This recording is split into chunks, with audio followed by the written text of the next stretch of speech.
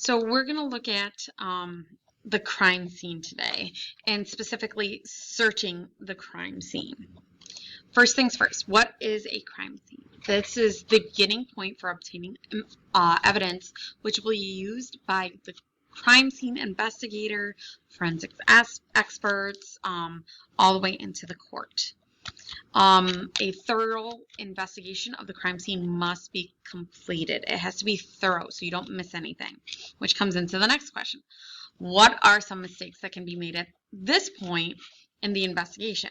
It could be too many people are around, evidence is marred because somebody walked over it, they don't find all the evidence, stuff's missing. So here's the thing, CSIs, they have a set of information of what they have to follow, certain rules or steps that they take to make sure no mistakes happen. First things first, looking at the crime scene. One thing you got to know, they're never consistent. You don't have the same crime scene over and over and over again. There's always going to be something inconsistent, something different. Each one presents an investigator with a new challenge. It could be a new place, new different types of evidence, lots of different things. And the thing with the crime scenes is that they can be classified by their location. For instance, you got primary, secondary, and tertiary. Primary, that's where the initial thing happened. And then secondary, that is the first scene outside of the initial scene that they find. Like say somebody got hurt in a store and they left the store and a little bit down the block they see blood. That would be considered a secondary because there's blood on the ground right there. And then say like farther off, there's another drop of blood. That could be a tertiary crime scene. And then even farther off, there was a handprint, a bloody handprint on a door. That would be another tertiary. And then finally they followed it through to a room. That would be also considered a tertiary.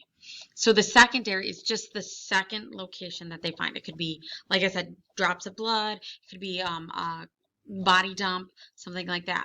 But then you notice when I was saying tertiary, I said tertiary a couple times. It is any crime scene after the secondary. Anyone they find after the secondary crime scene. So when investigators initially get to the scene, we talked about this before, the lead investigator makes sure that they follow the 7 S's. 7 S's are very, very important. Secure, separate, scan, see, sketch, search, and secure. We already looked at like 1 through 5, and we looked at the sketches. And you know, once you get there, you got to secure it, put up all the do not pass, do not go. Then you got to separate the eyewitnesses. You got to scan to see what you can see. Is there any issues? And then you're going to see, like, you're going to look at everything. You're going to find the evidence. You're going to start sketching the scene with the evidence. Then you're going to start searching. That's what we're looking at today. We're going to look at searching. So the huge thing with searching the scene, it depends on how many investigators there are. If you only got a couple, it will determine what type of method right here that you can use. If you have a bunch, you can use certain. If you don't, you can't. All right, so spiral. You got spiral, grid, line, strip, line or strip, and then quadrant. So those methods, again, number of investigators, so huge. Evidence is marked as the CSI search with evidence markers. So you're going to see something very similar to this. It's typically plastic, so it can get wet. It can get washed off and everything. But they typically have like numbers on both sides. Or you have letters, just like you see here. So evidence markers, anytime you see something, like if there was a marker, you put the evidence, there you go. And then it's got to be sketched. If you find evidence, it's got to get sketched. It's got to be have lots of pictures taken of it in different directions. We'll get to the photography next time. So why do CSI need to do a method for search the scene? Well, there are a number of different things. It depends on who's there, where you are, what type of room you're in. All right, so spiral search method. Search starts at an outer point and gradually moves towards the center. So you're starting out here and then you're moving your way in, just like this. And then you've got the grid method. We're going to see a little bit of grid in the next scene. So the next slide. Crime scene is divided into a grid, and each grid segment is searched. So this is where you start here. You're going up like this and going like that. And then you've got strip line search. Crime scene is divided into strips, and each strip is searched. This is very common when looking for missing persons. The team stops when evidence is found. So here we go. When there is evidence to suggest remains might be found in a particular area and a team has been assembled, then a search can begin. The value of a grid search is that the area of interest is combed by the searchers first in one direction and then in the other.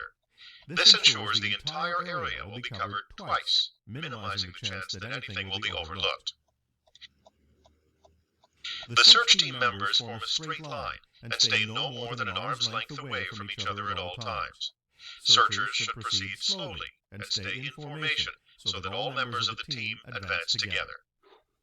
When the edge of the search area has been reached, the team pivots around the inside member and then continues back to parallel their previous path. The team continues down the field until the search area has been fully covered. The entire area is then searched again with a second sweep done at 90 degrees to the first search pattern. When something looks suspicious to a searcher, the team should stop in their tracks to maintain their formation while the item is marked with a flag. Only when the search has been completed should a closer examination of any findings be done.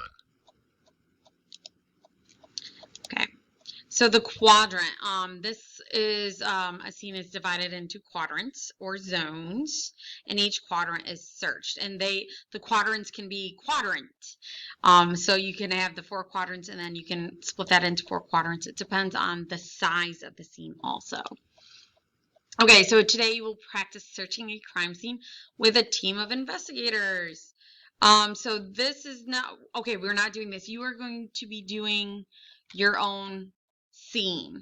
You're going to be finding your own stuff. You're going to ask for help with family members, and make sure you watch the instructional video on that. And besides that, I hope you guys have a great day. If you have any questions, feel free to ask me.